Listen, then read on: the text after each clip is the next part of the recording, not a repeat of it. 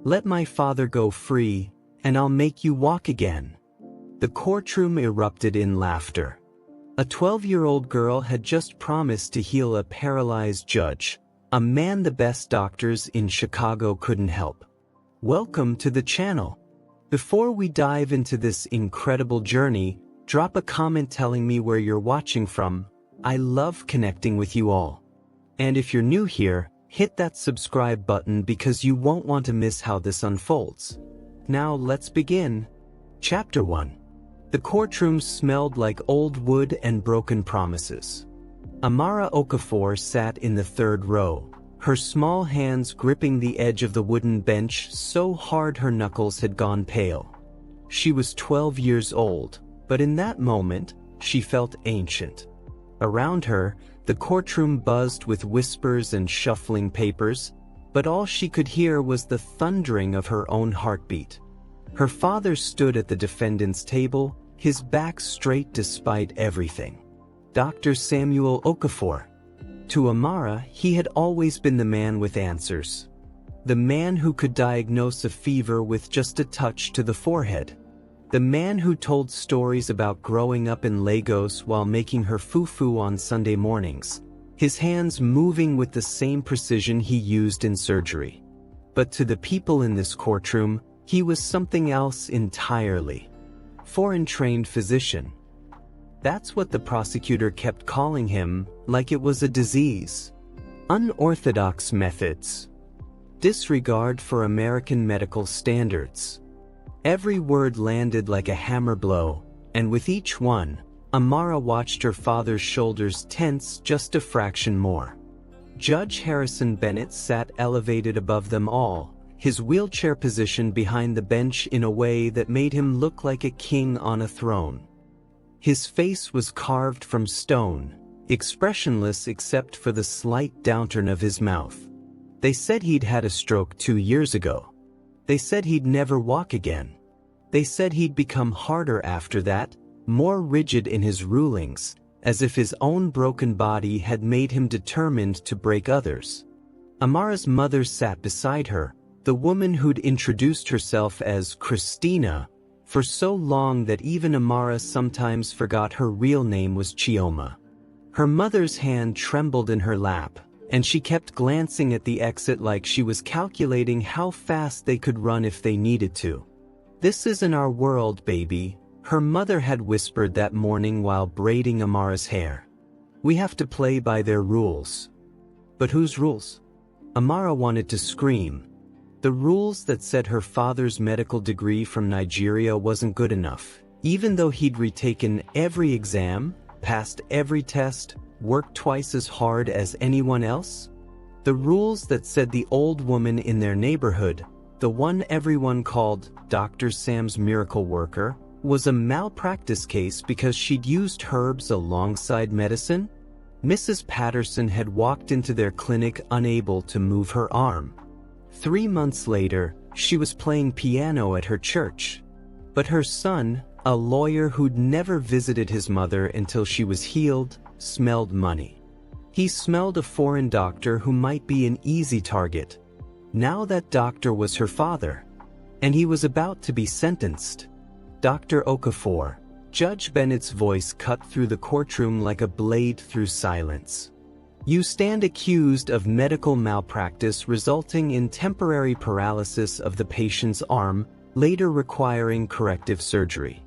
While Mrs. Patterson has recovered, the medical board has found your treatment methods to be outside the scope of acceptable practice." Amara felt her chest tighten. She looked at her father's profile, the small gray hairs beginning to show at his temples, the worry lines that had deepened over the past year. He looked tired. Not just physically tired, but soul tired. Like he'd spent his whole life climbing a mountain only to be told he was on the wrong mountain altogether. "In this country," the judge continued, "we have standards for a reason. Medical practice is not a place for experimentation or cultural traditions. It is a science." Amara's grandmother's voice echoed in her mind. Nene, calling from Lagos just last week, her voice warm and strong despite the crackling phone line. "Tell your father to stand tall, Amar. Our medicine has healed for thousands of years. It doesn't need permission to work." But here, in this courtroom, it did need permission. And that permission was about to be denied. "The prosecution has recommended the maximum sentence of 10 years, Judge Bennett said, and Amara heard her mother's sharp intake of breath. "Given the severity of the breach of medical ethics, and considering that you continue to show no remorse for your unorthodox approach." "He saved her." The words exploded from Amara's mouth before she even realized she was standing. The courtroom went silent. Every head turned toward her. Her mother's hand grabbed her arm, trying to pull her back down, but Amara stayed standing. "He saved Mrs. Patterson," Amara said, her voice shaking but growing stronger with each word. "She couldn't move her arm for 2 years before she came to my dad. 2 years. And every American doctor told her there was nothing they could do. But my father helped her. He listened to her. He looked at her like she was a person, not just a problem to solve." "Young lady," Judge Bennett's voice was ice. "Sit down." But Amara couldn't sit down. Something was burning in her chest, something that felt like all the times she'd been told to be quieter about where she came from. All the times she'd watched her mother shrink herself, watched her father apologize for knowing things that American textbooks hadn't taught him. All the summers in Lagos where Nene taught her about plants and healing, about seeing the whole person, about medicine that didn't come in sterile white rooms but in connection and understanding. Medicine that the kids at her Chicago school laughed at when she accidentally mentioned it. "Witch doctor stuff," they called it. Amara's eyes locked with Judge Bennett's, and in that moment, she saw something flicker behind his stony expression. Deep, bone-tired pain. The kind her grandmother could read like a book. And then, Amara said the words that would change everything. "Let my father go free," her voice rang clear through the stunned courtroom, "and I'll make you walk again." 3 heartbeats, nobody moved. Nobody breathed. Then the laughter started. Chapter 2. The laughter rolled through the courtroom like thunder, cruel and dismissive. Someone in the back actually applauded, as if Amara had just told the best joke they'd heard all year. The prosecutor covered her mouth, shoulders shaking with barely contained amusement. Even the court reporter looked up from her machine, eyebrows raised in disbelief. But Amara didn't move, didn't sit down, didn't apologize. She kept her eyes locked on Judge Bennett, and she watched as his expression shifted. The corner of his mouth had lifted in a smirk, ready to join the laughter, but something stopped it from fully forming. His fingers, resting on the armrest of his wheelchair, twitched. Just once. But Amara saw it. "Amara, sit down." Her father's voice was sharp, desperate. In Igbo, he added quickly, "Biko, don't make this worse." Her mother was already pulling at her arm, whispers of, "Please, baby, please," breaking through the laughter. But Amara shook her head. She'd spent her whole life watching her parents make themselves smaller, watching them apologize for bringing wisdom from another world. Not today. "Order!" Judge Bennett's gavel cracked against wood, silencing the courtroom instantly. The laughter died, but the mockery remained in people's eyes. He leaned forward slightly, studying Amara with the intensity of a man examining evidence. "Young lady, do you have any idea how serious this proceeding is?" "Yes, sir." Amara's voice didn't shake anymore. "I know my father could go to prison for 10 years for helping someone. I know that's serious." "What you just said," the judge continued, his voice controlled but with an edge that could cut glass, "is not only impossible, it's insulting. Do you think this is a game?" "No, sir." I think you're in pain." The courtroom went so quiet Amara could hear the heating system humming. Judge Bennett's jaw tightened, a muscle jumping near his temple. "I think," Amara continued, feeling words pour out that sounded like her grandmother speaking through her, "that every doctor you've seen has told you what you can't do. They've given you diagnoses and statistics and probabilities. They've treated your body like it's a broken machine. But they haven't treated you." "That's enough." The prosecutor started to stand. "Let her speak." Judge Bennett's command was quiet but absolute. He waved the prosecutor down, his eyes never leaving Amara's face. "I want to hear this child explain how she plans to perform a medical miracle when the finest neurologists in Chicago have failed." There was poison in his words, but underneath it, Amara heard something else. A question. A real one. "My grandmother," Amara said, her voice steadier now, "is a healer in Lagos. People travel from all over Nigeria to see her. Not because she's magic, but because she understands that the body and spirit are connected. She taught my father, and my father combined it with his medical training. That's why Mrs. Patterson could move her arm again. That's why the old man with diabetes in our neighborhood stopped needing insulin. That's why—" "Superstition," the prosecutor interrupted. "Your Honor, this is wasting the court's time. The child is clearly desperate," Judge Bennett finished, but his tone had changed. He was still looking at Amara, and in his eyes, she saw recognition. The recognition of someone who understood desperation intimately. She's desperate to save her father. Willing to promise anything, claim anything. He leaned back in his wheelchair, his hands gripping the armrests. For a long moment he said nothing. The courtroom held its breath. When he finally spoke, his voice was different. Quieter. Almost human. "2 years ago, I had a stroke. Woke up one morning and half my body wouldn't respond. The doctors stabilized me, put me through months of physical therapy, tried every medication combination available." He paused, his fingers drumming once on the armrest. "They told me I'd made remarkable progress. That I should be grateful I can still work, still think clearly. That some people end up much worse." Amara waited. She could feel her father's eyes burning into her back, her mother's hands still gripping her arm like a lifeline. "But they also told me I'd never walk again," Judge Bennett continued.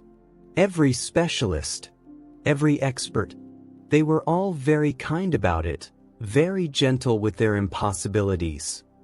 He leaned forward again, his eyes hard.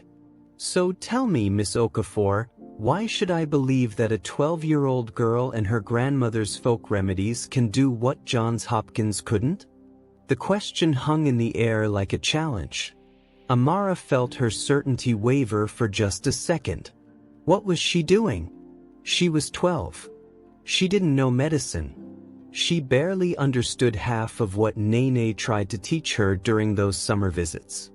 But then she remembered her father's face when he talked about treating patients. The way he'd say, "In Nigeria, we learn to listen to what the body is telling us, not just what the machines say." She remembered Mrs. Patterson crying in their living room, thanking her father for giving her back her music. She remembered who she was. Both parts of who she was. Because, Amara said, lifting her chin, they were looking at what's broken. "My grandmother looks at what's still whole. And she taught me that healing starts with belief, the patient's belief, not just the doctor's." Judge Bennett stared at her for what felt like an eternity. Then, impossibly, he smiled. Not a warm smile. A dangerous one. 30 days, he said. The courtroom erupted in chaos. The prosecutor shot to her feet, objecting loudly. Her father was shaking his head, saying, "No, no, no," in English and Igbo. Her mother had gone completely still, the color draining from her face. But Judge Bennett raised his hand, and silence fell again. "Miss Okafor has made a bold claim," he said, his voice carrying the weight of finality. "I'm going to give her the chance to prove it. 30 days. If at the end of that time I can stand on my own, truly stand, not assisted, not for a moment but with genuine stability, I will reconsider this sentence entirely." He turned his gaze to Samuel. "Dr. Okafor, your daughter has just wagered your freedom on a miracle. If she fails, if this is nothing but desperate theatrics, you will receive the maximum sentence. 10 years. No appeals, no reconsideration." "Your Honor, this is highly irregular," the prosecutor tried again. "I'm aware," Judge Bennett cut her off. "But I'm also dying slowly in this chair, and I've spent 2 years being told what's impossible. Maybe it's time to see what happens when someone believes differently." He looked back at Amar. 30 days, Miss Okafor. Don't waste them." The gavel fell, and Amara realized she'd just bet her father's entire future on knowledge she barely understood, from a grandmother thousands of miles away, in a world that had already decided people like them didn't belong. Chapter 3. The silence in the car ride home was suffocating. Her mother drove with both hands gripping the wheel, knuckles white, eyes fixed straight ahead. Her father sat in the passenger seat, staring out the window like he was watching his life disappear with each passing streetlight. Amara sat in the back, feeling the weight of what she'd done settle over her like a heavy blanket. Nobody spoke until they pulled into their driveway. "What were you thinking?" Her mother's voice cracked as she turned around, tears streaming down her face. "What were you thinking, Amara?" "Chioma," her father started. "Don't." Her mother held up a hand. "Don't defend this. Our daughter just made things worse. 10 years, Samuel. The maximum sentence if she fails. And she will fail because this is impossible. Mama, you are 12 years old." Her mother was shouting now, something she rarely did. "You are a child who doesn't understand how the world works. You can't fix everything with Nene's stories and wishful thinking." Amara felt tears burning her eyes. "I was trying to help. You were trying to be something you're not." Her mother's words hit like a slap. "We've spent years building a life here, fitting in, proving ourselves. And in one moment, you made us look like what we are?" Amara's voice was small but sharp. "Like we come from somewhere else? Like we know things they don't?" Her father finally turned around, his eyes red-rimmed. When he spoke, his voice was gentle but heavy with exhaustion. "Amara, your heart was in the right place. But your mother is right. This isn't Lagos. These things don't work here the same way. Then why do you keep Nene's notebooks?" Amara shot back. "Why do you use her remedies with your patients? Why did Mrs. Patterson get better?" Her father closed his eyes.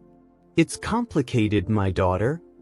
It's only complicated because we're afraid," Amara whispered. The words hung in the air between them. Her mother looked away first, wiping her tears. Her father just stared at Amara like he was seeing her for the first time. That night, while her parents argued in hushed voices downstairs, Amara called Lagos. The phone rang 5 times before she heard her grandmother's warm voice, crackling across the ocean. "Amara, my sweet girl.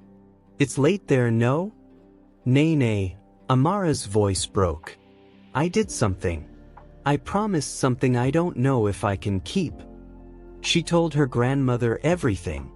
The courtroom, the judge, the 30 days, the impossible bargain. When she finished, she expected Nene to be angry, or scared, or tell her she'd made a terrible mistake. Instead, her grandmother laughed. Not mockery, pure joy. "Ah, you are truly my granddaughter," Nene said, her voice rich with pride. "You stood up when everyone else sat down. That takes courage, Omomi." "But Nene, I don't know what to do. I don't know enough. What if I can't?" "Then we learn together," Nene interrupted firmly. "Tonight you rest. Tomorrow we begin. I will teach you everything I can across these phone lines. But Amara, you must understand, this is not just about making a man walk. This is about helping him remember he wants to." If you're still following this story, comment "interesting" below and subscribe so you don't miss what happens next. Because what Amara discovers in the next 30 days will change everything. Day 1 arrived with Judge Bennett's skeptical face and his physical therapist's horrified expression. "You want to do what?" Dr. Linda Martinez stared at Amara like she'd suggested flying to the moon. They were in the judge's home, a beautiful house in Lincoln Park that felt more like a museum than somewhere people actually lived.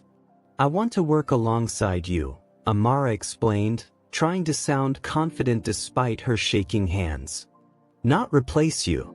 Just add some things." "Add what?" "Voodoo."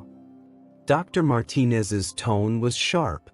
"Traditional healing techniques," Amara corrected, feeling her face flush. "Stretches, herbal treatments, meditation." Judge Bennett doesn't need meditation. He needs actual physical therapy. "I'm willing to try both." Judge Bennett's voice came from the doorway. He wheeled himself into the room, looking tired but curious. "I gave this child 30 days. I intend to honor that, even if it makes me look foolish." Dr. Martinez shook her head but didn't leave. "Fine. But I'm documenting everything. When this fails, I want it on record that I objected." The first week was brutal.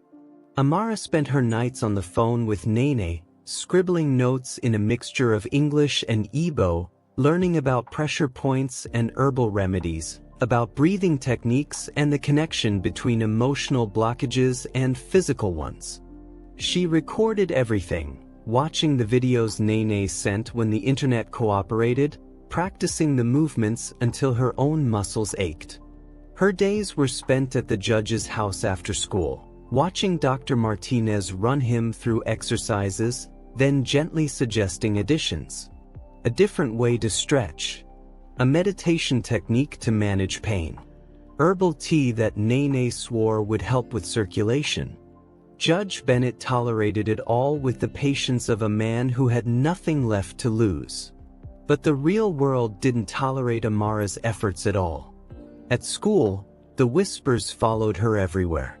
Witch doctor's daughter. Con artist. Her best friend, Maya, stopped sitting with her at lunch. Teachers looked at her with pity, like she was a tragedy waiting to happen. The news picked up the story.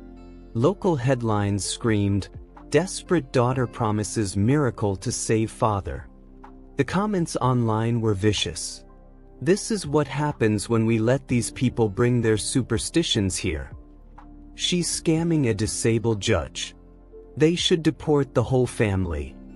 Her mother stopped sleeping. Amara could hear her crying at night, hear her parents fighting in urgent whispers. "We should stop this," her mother pleaded, "before it destroys us." "It's too late," her father replied. "The bed is made." On day 12, something shifted. Judge Bennett was doing a simple stretch, one Amara had learned from Nene, when he suddenly stopped. "I felt something," he said, his voice strange. "In my left leg. I actually felt that." Dr. Martinez checked immediately, running tests, looking for any sign of nerve response. There was nothing measurable, nothing scientific. But Judge Bennett kept insisting, "I felt it. I know I did." That night, For the first time since the courtroom, Amara allowed herself to hope. Maybe, just maybe, she called her grandmother. Nene, he felt something today. Her grandmother's response was gentle but firm. That's good, Omomi. But remember, the hardest part isn't making him feel his legs. It's making him believe he deserves to stand. Amara didn't understand. Not yet. But she would. Chapter 4. Day 23 began like any other, but it would end with everything falling apart. Amara arrived at Judge Bennett's house after school, her backpack heavy with homework she hadn't done and herbal preparations Nene had instructed her to make. The judge had been making progress. Small things that Dr. Martinez insisted were coincidental, but progress nonetheless. He could feel both legs now. His grip strength had improved. Yesterday, he'd held himself upright for 5 full seconds using the parallel bars. 7 days. They had 7 days left to make a miracle happen. But when Amara walked through the door, she knew immediately something was wrong. Dr. Martinez was on the phone, her voice urgent and clinical. Judge Bennett's daughter, Elizabeth, a corporate lawyer who'd barely visited during the first 2 years of his disability, stood in the living room with her arms crossed. And the judge himself sat slumped in his wheelchair, his face gray with pain. What happened? Amara dropped her backpack, rushing forward. Your miracle treatments happened, Elizabeth snapped. My father collapsed during his morning routine. His blood pressure spiked. He's been in pain for 3 hours. That's not, I didn't. Dr. Reynolds is on his way, Dr. Martinez said, hanging up the phone. Her eyes, when they met Amara's, were filled with something between pity and accusation. The judge's physician. We should have called him weeks ago. I'm fine, Judge Bennett muttered, but his voice was weak. It was just a spell. You're not fine, Dad. Elizabeth's voice cracked. You've been letting a child experiment on you with herbs and folk medicine when you should have been under proper medical supervision. This ends today. Amara felt the room spinning. But we're so close. He's been getting better. Better. Elizabeth laughed bitterly. He collapsed.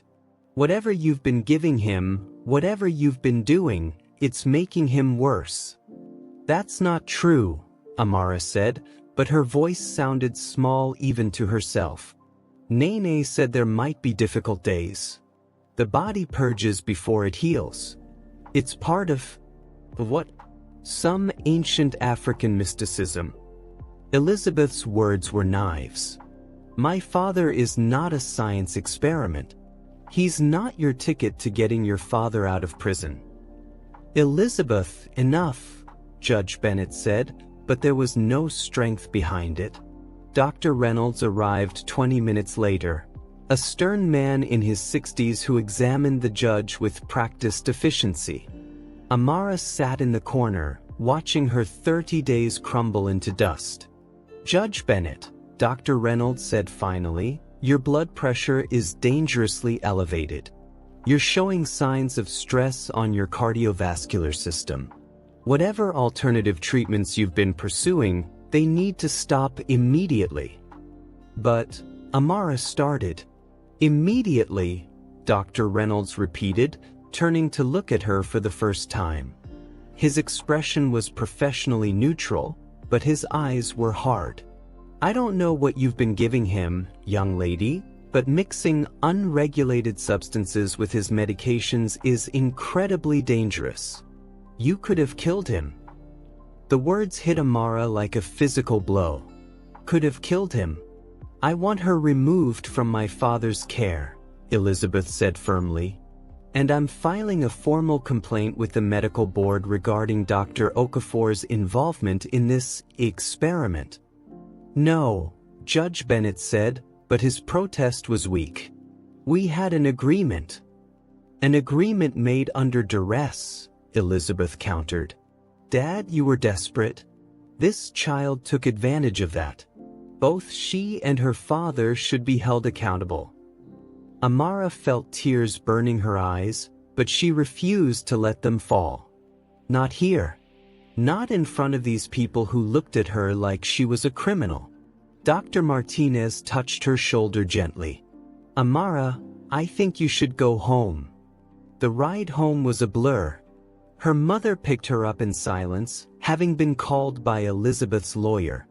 The disappointment radiating from her was worse than any words could have been.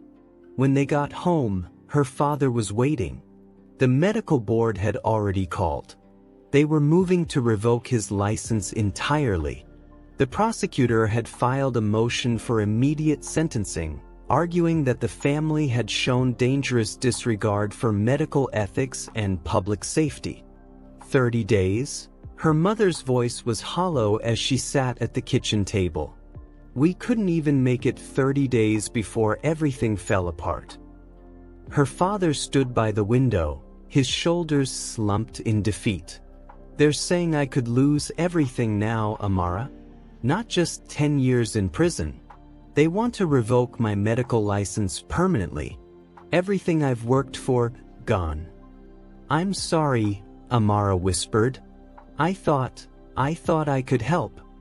You thought wrong, her mother said, and the coldness in her voice was worse than anger. You thought you could bring Lagos to Chicago. You thought you could make them respect us by throwing our traditions in their faces. But all you did was prove them right. We don't belong here. Mama, don't, her father started. Don't what? Her mother's voice rose. Don't tell the truth? We've spent 15 years trying to fit in, Samuel. Trying to prove we're just as good as them. And in 1 month, our daughter undid all of it.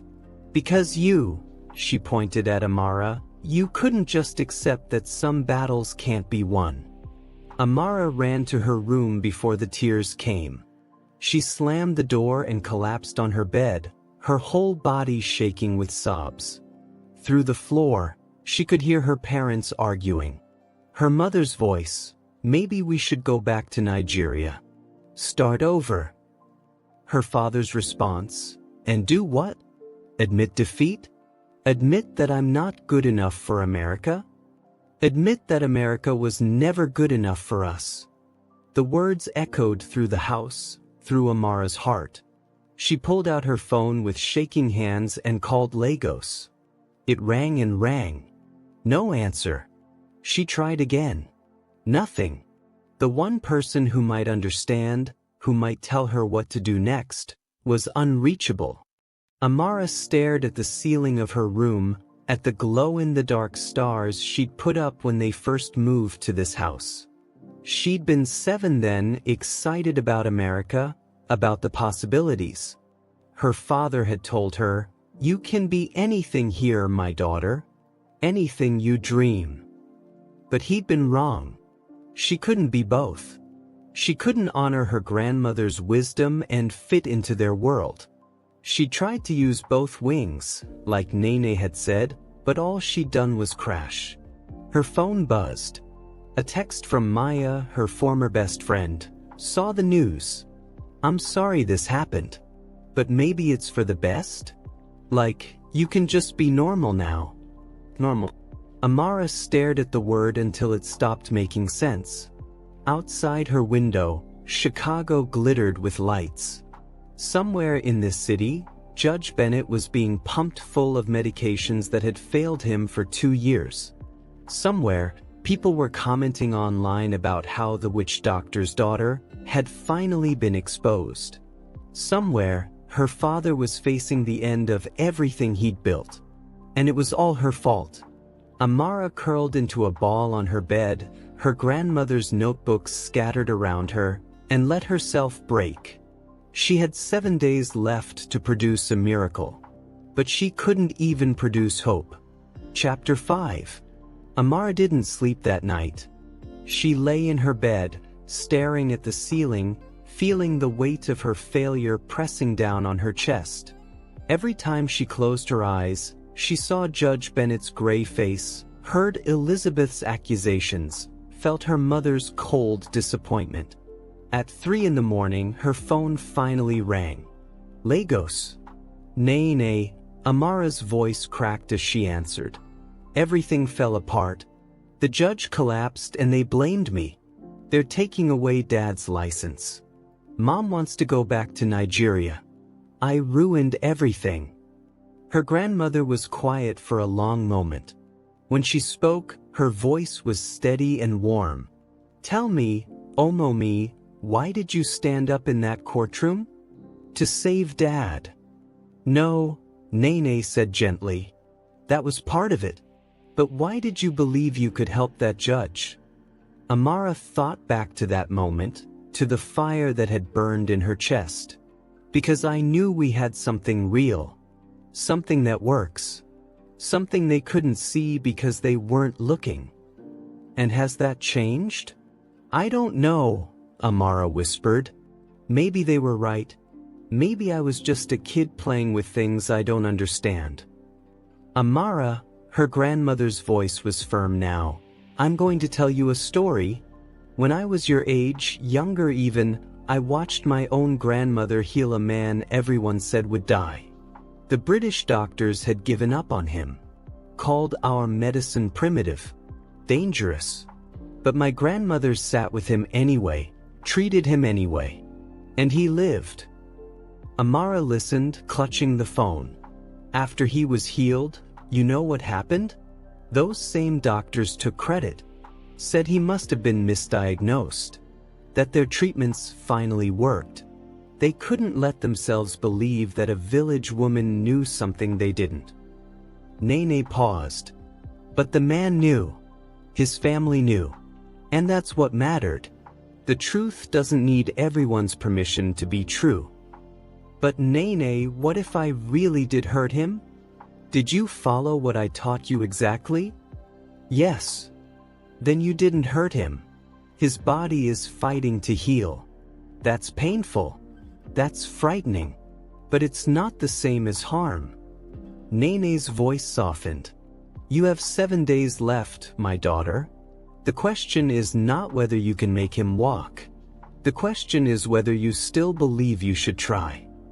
After the call ended, Amara sat in the darkness of her room. Around her, Nene's notebooks lay scattered like fallen leaves. Notes in Igbo and English. Drawings of pressure points and stretches.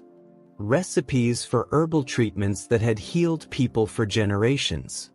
She thought about her father, about how hard he'd worked to prove he was just as good as American doctors. How he'd hidden parts of his knowledge, afraid of seeming primitive. How he'd made himself smaller to fit into spaces that were never built for people like them. She thought about her mother, who'd changed her name from Chioma to Christina, who'd straightened her hair and softened her accent and apologized for cooking Nigerian food that made the house smell different. And she thought about herself, Amara, who was tired of choosing. Tired of being too African in America and too American in Lagos. Tired of apologizing for knowing two ways to exist in the world. The truth doesn't need everyone's permission to be true. When morning came, Amara got dressed, picked up her notebooks, and told her parents she was going to Judge Bennett's house. Amara, no, her mother started. I have to, Amara said quietly. Not for Dad's sentence. Not even to prove I'm right. But because I made a promise and I need to keep it.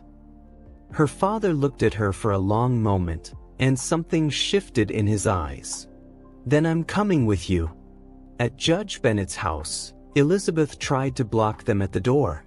My father's resting. Dr. Reynolds said no more visitors. We're not visitors, Samuel said firmly. We're here to finish what we started. You're here to, Elizabeth began, but Judge Bennett's voice cut through from inside. Let them in. The judge looked worse than he had yesterday. Exhausted. Defeated. But when his eyes met Amara's, there was something else there too. A question. Dr. Reynolds put me on new medications, he said quietly. Stronger pain management. They want to do another round of intensive therapy. Start from square one. He paused. I have 5 days before I need to deliver my ruling on your father's case. I know, Amara said. She walked closer, her father standing beside her. And I know what happened yesterday was scary. But Judge Bennett, can I ask you something? He nodded. Why did you agree to this in the first place? The judge was quiet. Dr. Martinez, standing in the corner, shifted uncomfortably. Elizabeth crossed her arms tighter. Because, Judge Bennett finally said, his voice raw, for 2 years, everyone has told me what I can't do. What I'll never do again. They've been kind about it. Professional. But no one, not one person, has looked at me and seen possibility. He looked at Amar. Until a 12-year-old girl stood up in my courtroom and believed I could still stand. Then stand, Amara said simply. Not because we're asking you to. Not to save my father. But because you want to. Because you believe you can. It's not that simple, Dr. Martinez started. Yes, it is, Samuel interrupted, stepping forward. Your Honor, my daughter is right. I've spent years trying to practice medicine the right way. The American way. Hiding the things my mother taught me, the things that actually work, because I was afraid of being called primitive. But the truth is, healing isn't either. It's both and. He moved to stand beside Amar. You don't have to choose between what Dr. Reynolds offers and what we offer. Your body doesn't care about the politics of medicine. It only cares about what works. Judge Bennett stared at them both. Then, slowly, he looked at Dr. Martinez. What do you think? Honestly. Dr. Martinez hesitated. Honestly? I think I've seen changes in you these past 3 weeks that I can't fully explain. Could be coincidence. Could be placebo effect. Could be that combining approaches did something my therapy alone couldn't. She took a breath. I think it's worth trying to finish what we started. Elizabeth made a sound of protest, but the judge held up his hand. 5 days, he said. We have 5 days. Let's see what happens when I stop being afraid of hope. The next 5 days were the hardest work Amara had ever done. Her father joined the treatments, working alongside Dr. Martinez, combining techniques from both worlds without apology. Nene was on speakerphone for hours, guiding them through each step.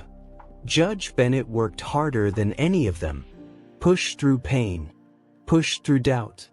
Pushed through the voice in his head that said this was impossible. On the morning of day 30, the courtroom was packed. The courtroom felt different this time. The air was thick with anticipation, cameras lined the back wall, and every seat was filled. Amara sat in the same spot she'd sat 30 days ago, her parents on either side of her. Her hands were shaking. The bailiff announced Judge Bennett's entrance, and everyone stood. But the judge didn't appear at the bench. Instead, from the side door, they heard the sound of wheels. Judge Bennett emerged in his wheelchair, just as he had every day for 2 years. Amara's heart sank. They'd failed. But then the judge rolled to the center of the courtroom. And stopped. 30 days ago, his voice rang out clear and strong. A young girl stood in this courtroom and made me an impossible promise. She said if I let her father go free, she would make me walk.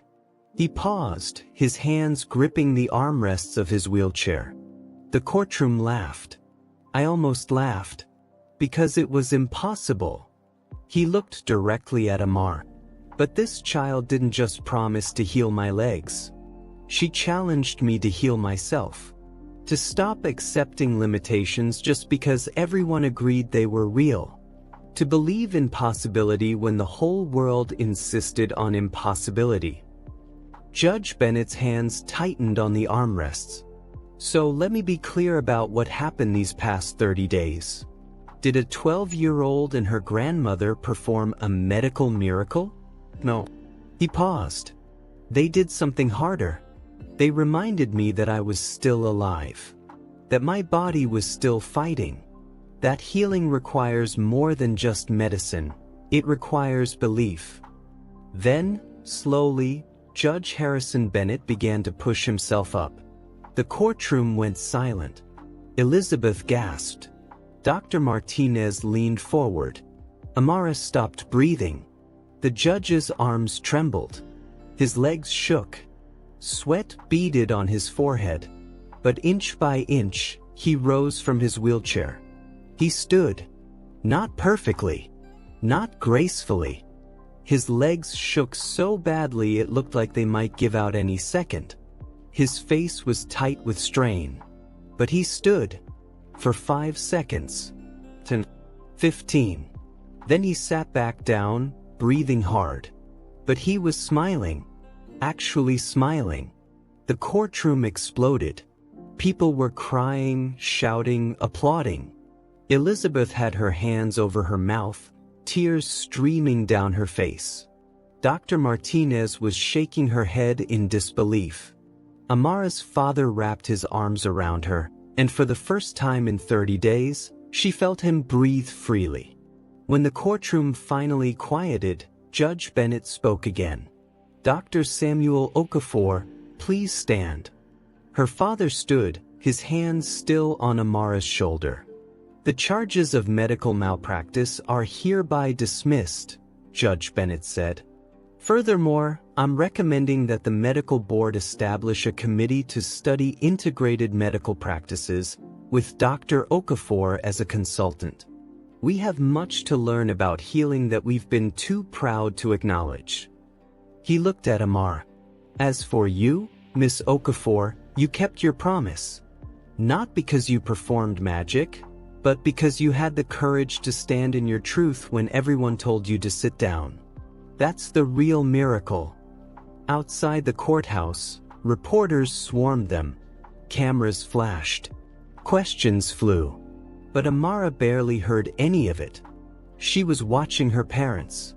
Her father stood taller than she'd seen him stand in years. Her mother, Toma, not Christina, had tears streaming down her face, but she was smiling. That night, Amara called Lagos. Did it work? Nene asked before Amara could speak. He stood, Amara said. For 15 seconds, Nene. He actually stood. Her grandmother laughed, that beautiful, knowing laugh. Of course he did. You gave him permission to believe. That's all healing is sometimes, Omomi. Permission to believe you deserve to be whole. Nene, Amara said quietly. Am I whole? Being both? Never fully fitting in either place. My dear child, Nene's voice was soft, you were never supposed to fit in. You were supposed to bridge. To show them that two worlds can exist in one person. That's not confusion. That's wisdom. Amara hung up and looked at herself in the mirror. She thought about what came next. School on Monday, where she'd still face whispers. A life in Chicago where she'd still be different. Summers in Lagos where she'd still be too American. The next morning at school, Amara walked through the hallways with her head high. Maya approached her nervously. Hey, I saw the news. That was, wow. Yeah, Amara said simply. So, are you like famous now? Amara smiled. No. I'm just me. Both parts of me. And for the first time in her life, that felt like enough. If this story moved you, if it made you think about identity, belonging, and the courage it takes to be your full self, subscribe to this channel. Share this story with someone who needs to hear it. And remember, the real miracle isn't changing to fit the world. It's standing tall in who you already are. Because sometimes, the greatest act of courage is simply refusing to be half.